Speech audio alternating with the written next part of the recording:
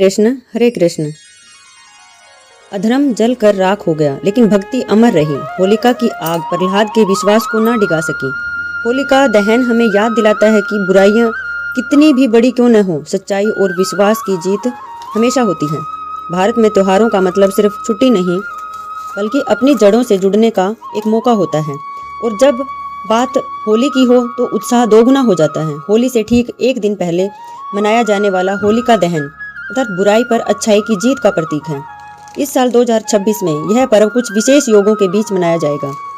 हिंदू पंचांग के अनुसार फाल्गुन मास की पूर्णिमा को होली दहन किया जाता है। इस साल 2026 में होली का दहन 3 मार्च को किया जाएगा और इसका शुभ मुहूर्त शाम 6:22 बजे से 8:50 बजे के बीच रहेगा, यानी 8:50 तक रहेगा। इस 2.5 घंटे के समय में पूजा करना अत्यंत फलदायी माना गया है। विशेष बात यह है कि इस दिन प्रदोष काल और पूर्णिमा तिथि का अद्भुत संयोग बन रहा है, जो साधना और प्रार्थना के लिए बहुत ही श्रेष्ठ माना गया है। होलिका दहन, जिसे छोटी होली भी कहा जाता है, केवल लकड़ियां जलाने का उत्सव नहीं है।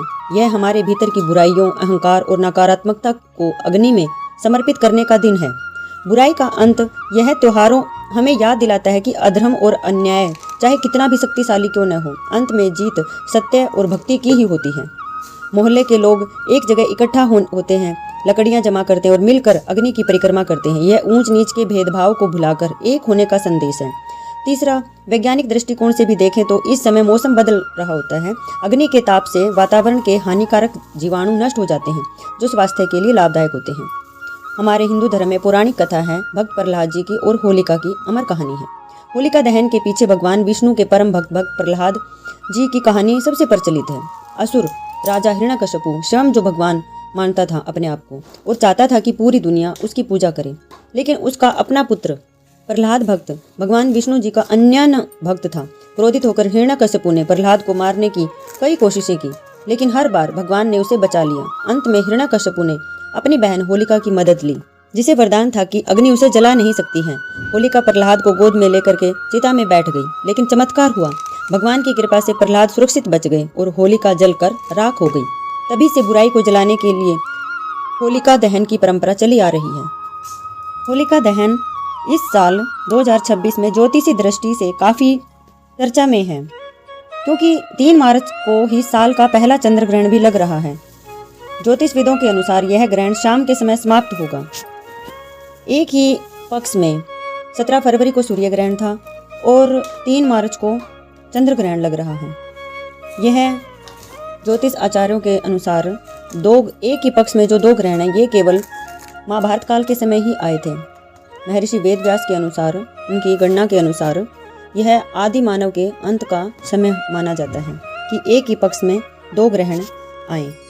यही कारण है कि इस बार मुहूर्त का पालन करना बहुत ही जरूरी है। ग्रहण के बाद और सूतक काल की समाप्ति के उपरांत ही शुद्धिकरण करके होलिका पूजन करना श्रेष्ठ रहेगा। पहले भी बताया गया है मुहूर्त शाम 6:22 से 8:50 तक। वैसे तो 48 मिनट तक है, लेकिन आप 50 मिनट तक करें। इसी शुद्धि समय को ध्यान में रखकर निर्धारित किया गया है। इस समय में एक खास बात है, जो आप नाम सुमरण करेंगे, भगवान का जाप करेंगे, मंत्र जाप करेंगे, वो कोई भी मंत्र हो, आपको ध्यान रखना है कि कोई भी नया मंत्र जाप न करें। जो आप पहले से मंत्र जाप कर रहे हैं वो ही मंत्र जाप करें। ये सिद्ध हो जाता है। इस काल में मंत्र जाप जो किया जाता है वो सिद्ध हो जाता है। होलिका पूजन के लिए आपको कुछ विशेष सामग्रियों की आवश्यकता होगी। 1 लोटा जल, जैसे रोली, चावल यानी अक्षत, फूल, माला, कलावा या सूती जैसे सूत, जो कच्चा सूत होता है, धागा, मूंग की दाल, बतासे, गुलाल और गेहूं की कच्ची बालियां, जैसे चने की भी हो सकती हैं, नारियल, सूखा नारियल, इलायची, लौंग और सरसों के दाने। सबसे पहले होलिका के पास जाकर के पूर्व दिशा या फिर उत्तर दिशा की ओर मुख करके बैठें। भगवान गणेश और भक्त प्रहलाद का ध्यान करें। होलिका पर जल अर्पित करें और कुमकुम, अक्षत व फूल चढ़ाएं। कच्चे सूत के धागे को होलिका के चारों ओर 3 बार, 7 बार या फिर 11 बार लपेटें। परिक्रमा करें 7 बार या फिर 11 बार। अंत में अग्नि प्रज्वलित करें और घर में लाए हुए अनाज को अग्नि में सेकें। इसे प्रसाद रूप में आप ग्रहण करेंगे तो शुभ माना जाता है। बहुत ही त्योहारों की जो खुशी में हमें अपनी प्रकृति को नहीं भूलना चाहिए। होलिका दहन के लिए पेड़ न काटने चाहिए। सूखी लकड़ियों, गोबर के कंडों से या फिर कृषि का जो कचरा उपयोग में लाया जाना सबसे सुरक्षित होता है। अग्नि से उचित दूरी बनाकर रखें। जब अग्नि होलिका दहन किया जाए उसे दूरी बनाकर रखें।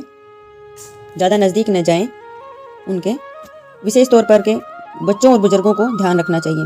अग्नि में प्लास्टिक या हानिकारक रसायन न डालें, इससे जहरीला धुआं होता है, प्रकृति में नुकसान होता है। होलिका दहन 2026 में हमें विश्वास और भक्ति की शक्ति सिखाता है। 3 मार्च की शाम जब आप उस पवित्र अग्नि के सामने खड़े हों तो केवल लकड़ियां ही न जलाएं, बल्कि अपने मन की ईर्ष्या, क्रोध और आलस्य को भी उसमें स्वाहा कर दें। अगले दिन 4 मार्च को रंगों की होली यानी दुल्हनडी होती है। ये जो होलिका माता का दहन हो जाता है और भक्त प्रहलाद बच जाते हैं, तो उस खुशी में जो प्रजागण थे उन्होंने खुशी से रंग गुलाल या धूम मस्ती की भक्त प्रहलाद के बचने की खुशी में। तो ये तब से परंपरा चली आ रही है, इसे दुल्हनडी बोलते हैं और सभी हम परंपरा के रूप में इसे मनाते हैं। शास्त्रों के अनुसार ग्रहण के सूतक काल में शुभ कार्य वर्जित होता है। 2026 में मार्च 3 को ग्रहण शाम 6:47 के आसपास समाप्त होगा, यानी 6:50 मानिए। इसीलिए विद्वानों की सलाह है कि ग्रहण की समाप्ति और शुद्धिकरण के बाद ही होलिका दहन करें।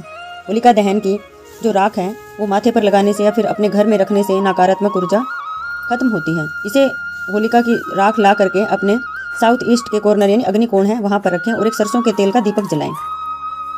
शुभ मुहूर्त में पूजा करना सर्वोत्तम होता है, लेकिन यदि किसी कारणवश देरी हो जाए तो भद्रा काल समाप्त होने के बाद ही पूजा करनी चाहिए। 2026 में दिए गए जो मुहूर्त है 6:22 से लेकर के 8:50 का जो है वो निश्चित नियम है जो वो पालन करे समय का।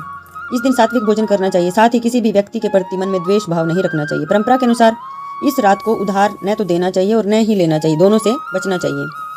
राधे राधे।